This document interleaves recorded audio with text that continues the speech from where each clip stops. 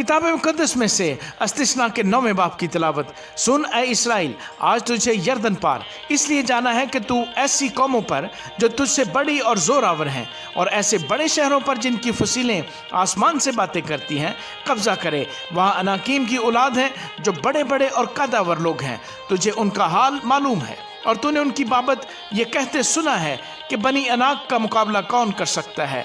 बस तू आज के दिन जान ले कि खुदावंद तेरा खुदा तेरे आगे आगे भस्म करने वाली आग की तरह पार जा रहा है। वो उनको फना करेगा और वो उनको तेरे आगे पस्त करेगा, ऐसा कि तू उनको निकाल कर जल्द हलाक कर डालेगा जैसा खुदावंद ने तुझसे कहा है। और जब खुदावंद तेरा खुदा उनको तेरे आगे से निकाल चुके तो तू अपने दिल में ये ना कहना कि मेरी सदाकत के सबब से खुदावंद मुझे इस मुल्क पर कब्जा करने को यहाँ लाया, क्योंकि फिलवाक़े इनकी शरारत के सबब से खुदावंद इन कौमों को तेरे आगे से निकालता है। तो अपनी सदाकत या अपने दिल की रास्ती के सबब से उस मुल्क पर कब्जा करने को नहीं जा रहा, बल्कि खुदावंद तेरा खुदा इन कौमों की शरारत के बायस इनको तेरे आगे से खारिज करता है, ताकि यूं वो उस वादे को जिसकी कसम उसने तेरे बाप दादा इब्राहिम और इसहाक और याकूब से खाई पूरा करे। गर्ज तू समझ ले कि खुदावंद तेरा खुदा तेरी सदाकत के सबब से ये अच्छा मुल्क तुझे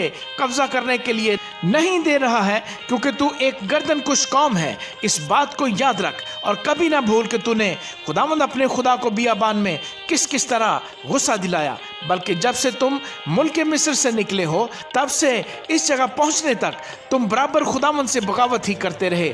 और हुरब में भी तुमने खुदावंद को गुस्सा दिलाया। चुनाचे खुदावंद नाराज होकर तुमको नेस्त व नाबूद करना चाहता था। जब मैं पत्थर की दोनों लोहों को यानी उस अहद की लोहों को जो खुदावंद ने तुमसे बांधा था लेने को पहाड़ पर चढ़ गया, तो मैं 40 दिन और 40 रात वहीं पहाड़ पर रहा और ना रोटी खाई ना पानी पिया। और खुदावंद ने अपने हाथ की लिखी हुई पत्थर की दोनों लोहें मेरे सुपुर्द की और उन पर वही बातें लिखी थी जो खुदावंद ने पहाड़ पर आग के बीच में से मजमा के दिन तुमसे कही थी।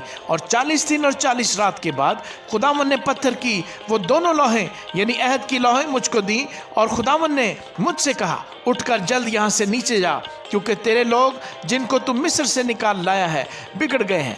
वो उस राह से जिसका मैंने उनको हुक्म दिया जल्द बरगश्ता हो गए और अपने लिए एक मूरत ढाल कर बना ली है। और खुदावंद ने मुझसे ये भी कहा कि मैंने इन लोगों को देख लिया, ये गर्दन कुश लोग हैं। सो अब तू मुझे इनको हलाक करने दे ताकि मैं इनका नाम सफ़ाए रोजगार से मिटा डालूं और मैं तुझसे एक कौम जो इनसे जोरावर और बड़ी हो बनाऊंगा। तब मैं उल्टा फिरा और पहाड़ से नीचे उतरा और पहाड़ आग से दहक रहा था और अहद की वो दो लोहें मेरे दोनों हाथों में थीं। और मैंने देखा कि तुमने खुदावंद अपने खुदा का गुनाह किया और अपने लिए एक बछड़ा ढालकर बना लिया है और बहुत जल्द उस राह से जिसका हुक्म खुदावंद ने तुमको दिया था बरगश्ता हो गए।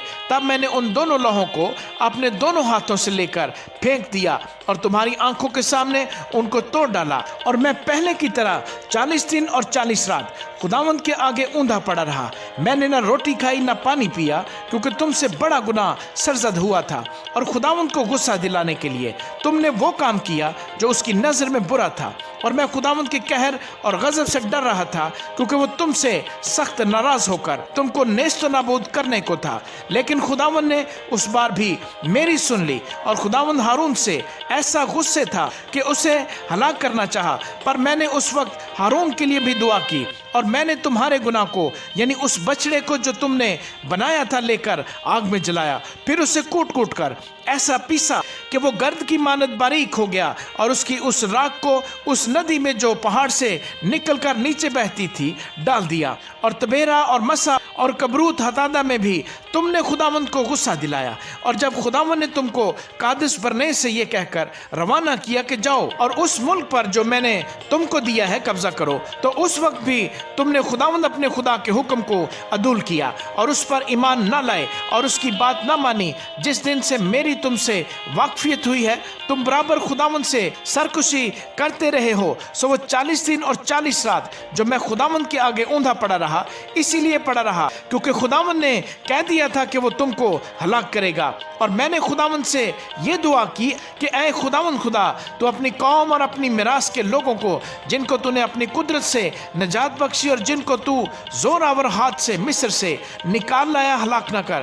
اپنے خادموں ابراہیم اور اسحاق اور یعقوب کو یاد فرما، اور اس قوم کی خود سری اور شرارت اور گناہ پر نظر نہ کر، تا ایسا نہ ہو کہ جس ملک سے تو ہم کو نکال لایا ہے وہاں کے لوگ کہنے لگیں کہ چونکہ خداوند اس ملک میں جس کا وعدہ اس نے ان سے کیا تھا پہنچا نہ سکا، اور چونکہ اسے ان سے نفرت بھی تھی اس لیے وہ ان کو نکال لے گیا تاکہ ان کو بیابان میں ہلاک کر دے۔